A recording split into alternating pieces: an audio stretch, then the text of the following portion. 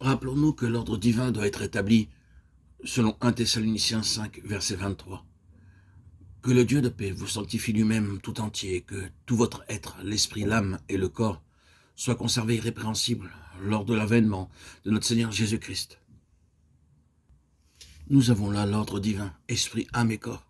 Dans l'Épître aux Hébreux, chapitre 4, verset 12, cet ordre n'est pas le même, car la parole de Dieu est vivante et efficace, plus tranchante qu'une épée quelconque à deux tranchants, pénétrant jusqu'à partager âme et esprit. Il faut que l'âme reprenne sa place pour occuper sa fonction.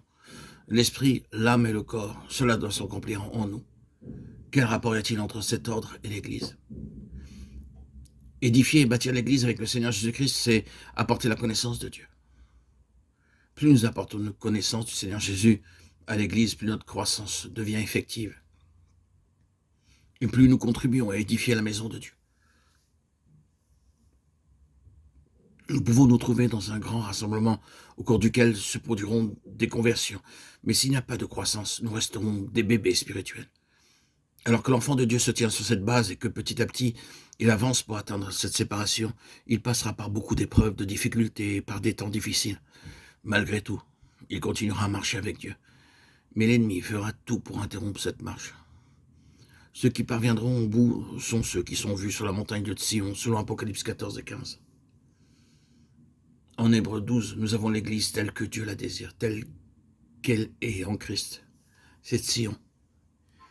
Il est dit de ces gens qu'ils chantent un cantique, le cantique de leur souffrance et de leur victoire. Leur histoire, beaucoup de chrétiens n'ont pas d'histoire parce qu'ils n'ont pas d'expérience. On devrait pouvoir écrire son histoire.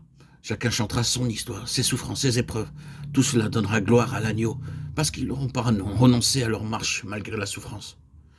Renoncer à soi-même, se charger de sa croix et le suivre, c'est un choix que tout le monde peut faire. Nous ne sommes pas sélectifs lorsque nous parlons de l'élection. L'élection est divine. Un jour, nous avons le témoignage intérieur que nous sommes élus, que Dieu nous a choisis.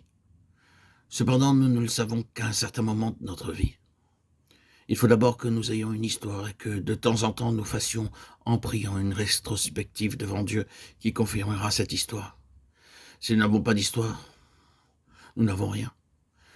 Ce sont ceux qui ne se sont pas souillés avec des femmes. Ils ne se sont pas souillés, se souiller, c'est se salir. Ce qui veut dire qu'ils n'ont pas fait de compromis, parce que la femme est synonyme de faiblesse. Quel que soit le prix à payer, nous ne devons pas faire de compromis avec le monde. On ne doit pas appliquer les principes du monde dans l'œuvre de Dieu.